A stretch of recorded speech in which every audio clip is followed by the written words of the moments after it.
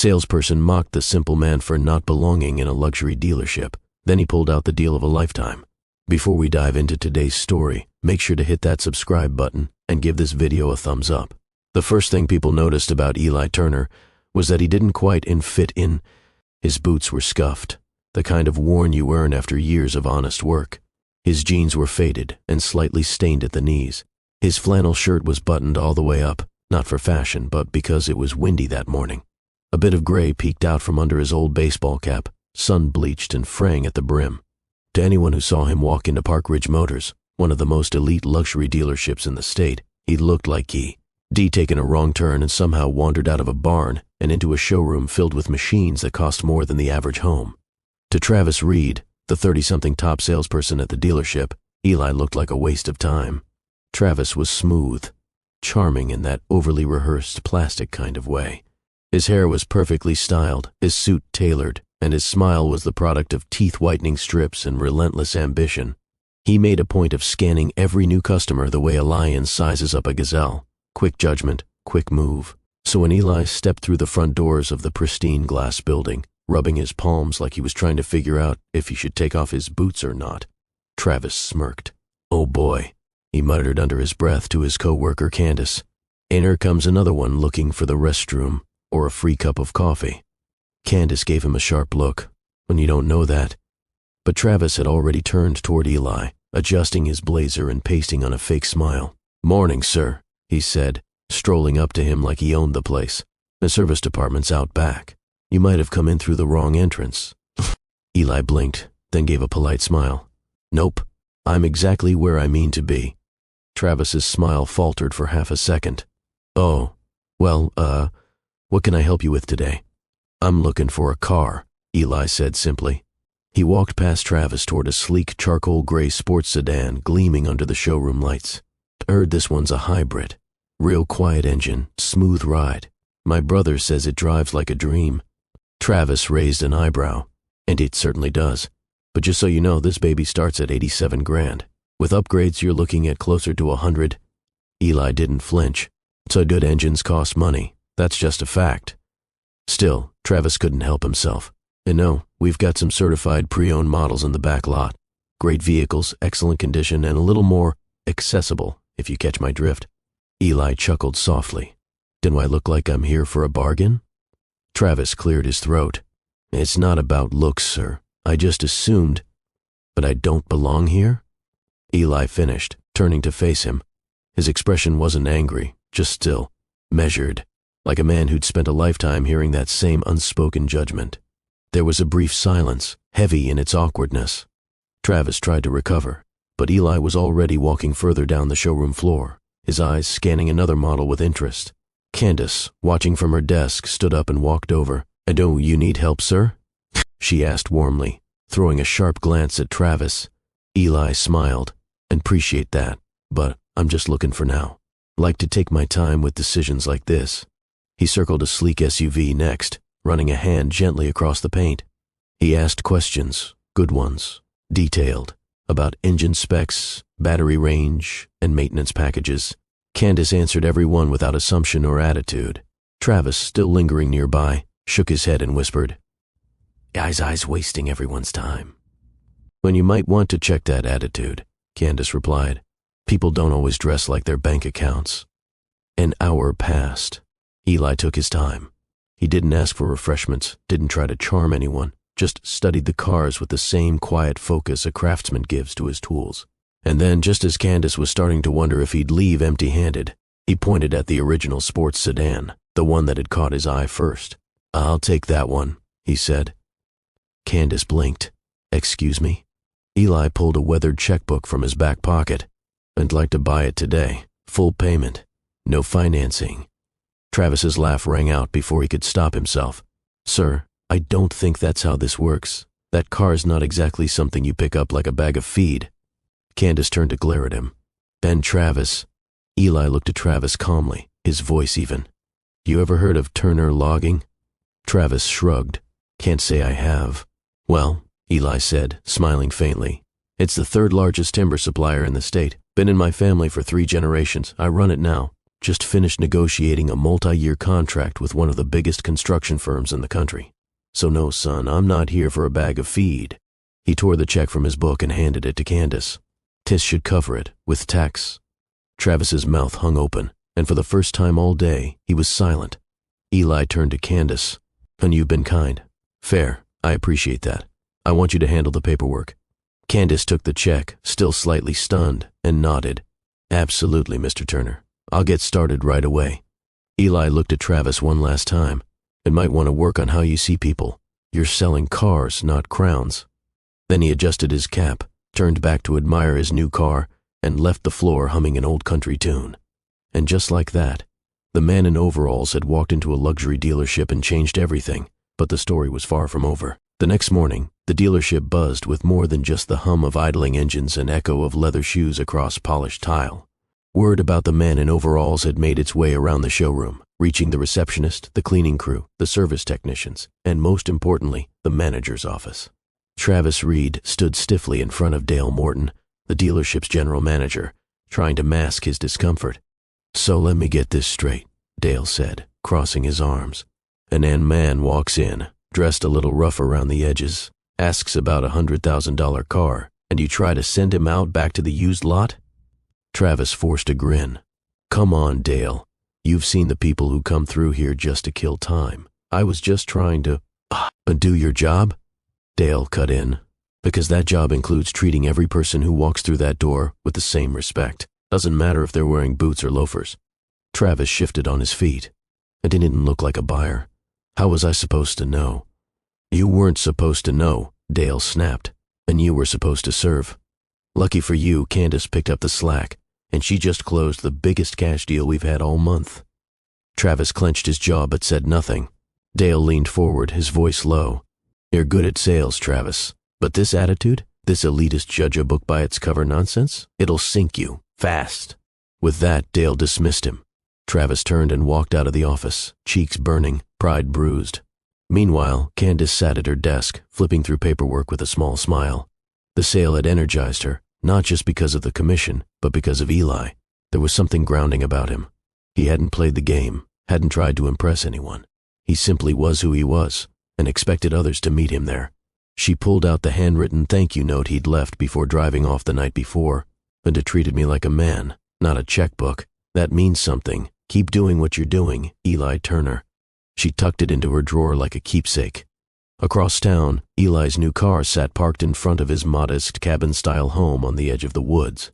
The contrast between the luxury sedan and the rustic property was striking, but it made perfect sense to anyone who knew Eli. He wasn't interested in showing off. He wasn't trying to approve anything.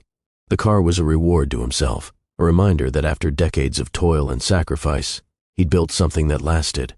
Inside, his younger brother Jake leaned on the kitchen counter, sipping coffee. So you really bought that car? Jake said, half laughing, half stunned. I thought you were just going to browse. Eli shrugged, a grin tugging at his weathered face. Felt right. Figured it was time to get something nice. Not for anyone else, just me.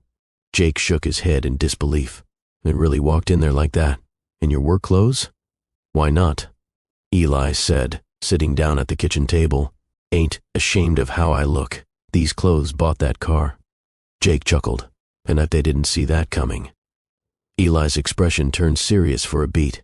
Then one fella didn't. Tried to steer me toward the back lot like I didn't belong. Jake raised his eyebrows. Say what now? Didn't bother me, Eli said calmly. I've seen worse. But it got me thinking about how many people walk into places and get treated like that, just 'cause they don't look the part. Jake nodded slowly. It's been that way forever. Yeah, Eli said, but maybe, just maybe, we can shake things up a bit. Later that week, the dealership received a call. It came from an assistant at a major real estate firm looking to purchase a fleet of company vehicles for their senior agents, luxury hybrids, environmentally conscious but stylish. The assistant said they'd been referred by a Mr. Turner, and they specifically requested to speak with Candace. By the end of that day, Candace had not only secured another deal, but had earned herself a quiet kind of respect that began to ripple through the building. Suddenly, her phone was ringing more often. Customers asked for her by name. Even Dale took notice, asking if she'd be interested in leading some internal sales trainings. Travis watched it all unfold from the sidelines, growing more bitter with every passing day. He couldn't understand it. She hadn't been the one putting in overtime for years, schmoozing high-end clients and hitting quotas. Yet somehow, one simple man in work boots had shifted the entire dynamic of the dealership. And deep down, that unsettled him. One evening, as he was leaving work, Travis saw something that made him pause. A man, late 52nd, stepped into the showroom. He wore a tattered jacket and carried a worn-out messenger bag. A little out of place, a little unsure, Travis instinctively turned away, then stopped himself. He stood frozen for a moment, Eli's words echoing in his mind. "They're selling cars, not crowns." Swallowing his pride, Travis approached the man and, for the first time in a long time, said, "Hi there. What brings you in today?" The man smiled, surprised. "Looking for something for my wife. Our anniversary's coming up." Travis nodded slowly. "Well, let's see what we can find for her." And just like that, the first crack appeared in his polished armor. Back at his home, Eli sat on the porch swing, a mug of black coffee warming his hands. He hadn't planned on teaching anyone a lesson. He hadn't planned on anything at all, really. But somehow, without raising his voice or demanding attention, he had changed something, if not in a grand dramatic way, then in the quiet, powerful way that matters most. By simply showing up as himself and refusing to shrink. There was a shift in the air at Park Ridge Motors, subtle but undeniable. The staff walked a little straighter. Smiles felt more genuine. The tension that had once buzzed beneath the surface, the pressure to size up clients by their clothes or posture, had eased, if only slightly. But for Travis, the change was uncomfortable. It wasn't just that he'd lost a sale. It was how he lost it, dismissed by a man he'd looked down on, passed over in favor of someone he'd never considered competition. He told himself it was a fluke, until it happened again. A week later, an elderly woman with a cane walked in, wearing a coat 2 decades out of fashion and sneakers so worn they were nearly gray. Travis caught her eye, hesitated, then remembered how it had gone last time, and walked right past her. Candace greeted her instead. An hour later, she closed a $70,000 sale on a high-end crossover, paid in full. The woman had been a retired chemistry professor. She'd just sold her second patent. Travis watched her leave in her brand-new vehicle and couldn't help but feel like the ground beneath him was shifting. That evening, he sat alone at a corner table in a bar 2 blocks from the dealership, nursing a beer he barely tasted. His confidence, the polished, untouchable persona he'd crafted, felt like it had a crack running through the middle. He'd always thought success came from knowing who deserved to be sold to, who could afford the cars, who had the look. But now it felt like he'd spent years studying the wrong manual. "Is this seat taken?" a voice asked. He looked up and nearly choked on his drink. It was Eli Turner. Same worn cap, same gentle, unreadable eyes. Except now, Travis saw him differently, like a mirror that refused to lie. "No," Travis said, motioning to the seat across from him. "And go ahead." Eli sat slowly. "Didn't mean to startle you, just figured we hadn't had a real conversation." Travis gave a short laugh. "I'm guessing you don't make a habit of tracking down salespeople who insult you." "Nope," Eli said, "but I had business in town and thought I'd stop in. Thought maybe you could use a conversation that didn't end with a check being written." Travis looked down at his glass. "You came to lecture me?" Eli shook his head. "Not my style." A silence settled between them. Not awkward, just real. After a moment, Eli leaned back in his chair. "Do you ever work a job with your hands?"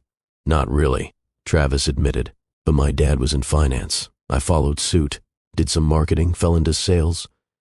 Eli nodded slowly. "Nothing wrong with that. But when you work with your hands, cutting timber, repairing engines, raising fences, you learn something about people. Real value doesn't wear a name tag or a Rolex." Travis sighed. "I didn't mean to disrespect you. I was taught to read the room, qualify the customer." "That ain't qualifying," Eli said gently. "That's guessing. And guessing usually comes from fear." Travis frowned. "Fear?" "Yeah. Fear of wasting time. Fear of missing a big commission. Fear that someone else might walk in looking more right and beat you to the punch."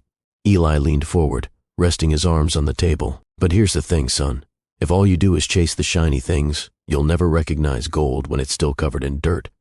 Those words hit harder than Travis expected.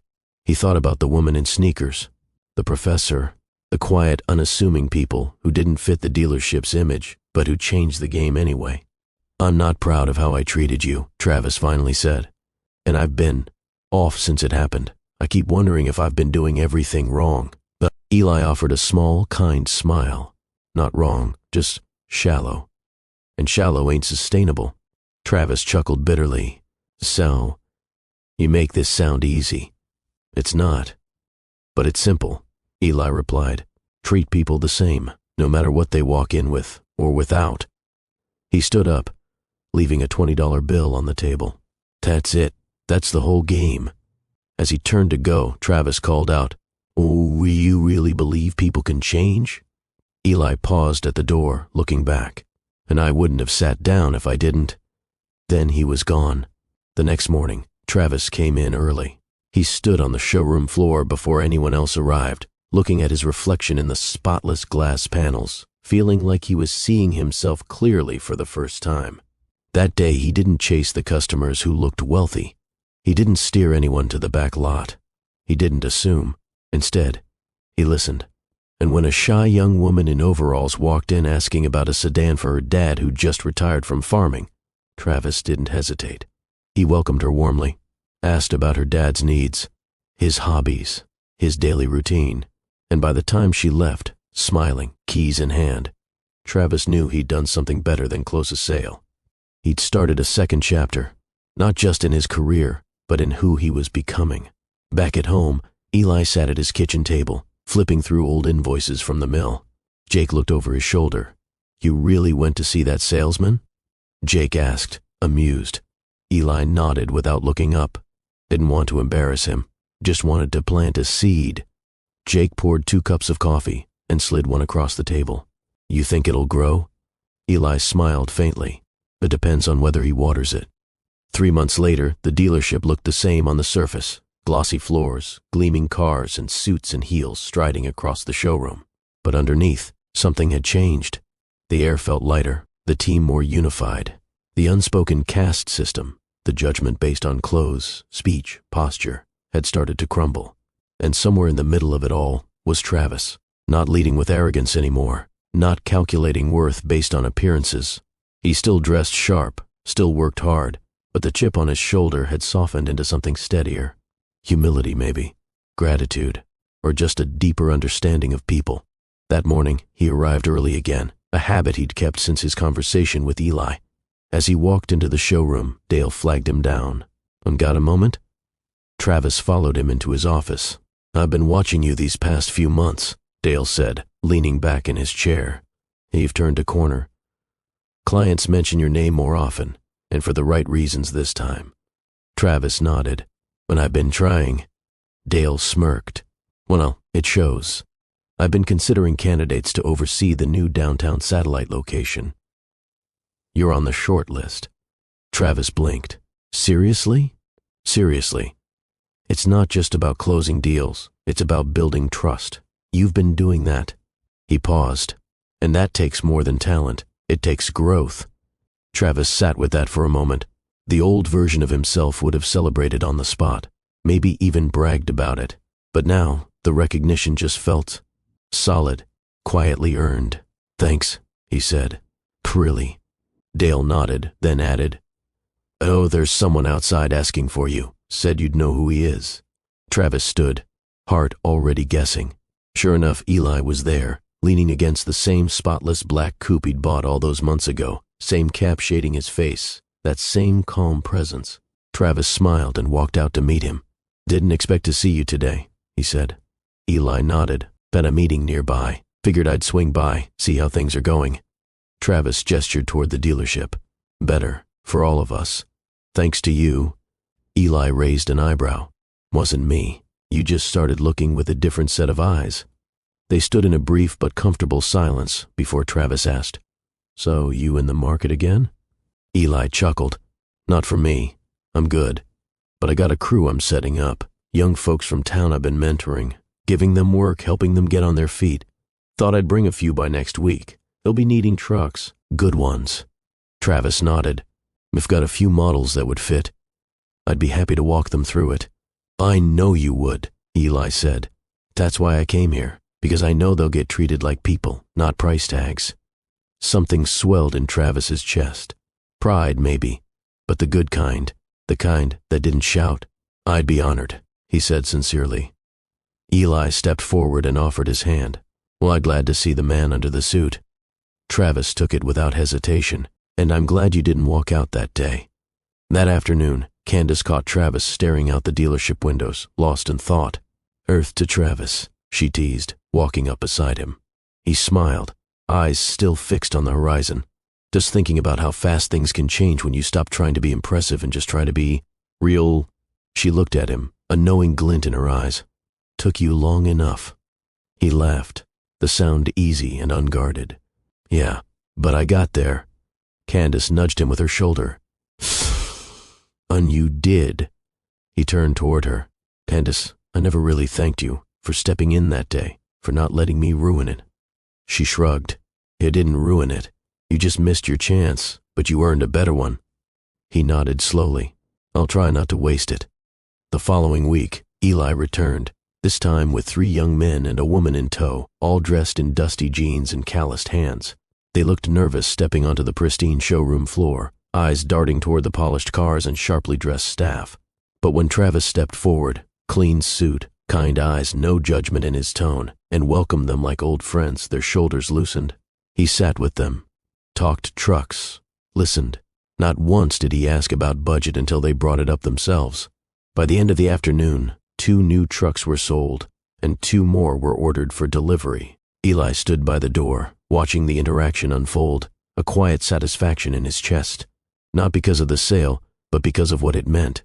Respect, dignity, equality, a little bit of justice, disguised as commerce.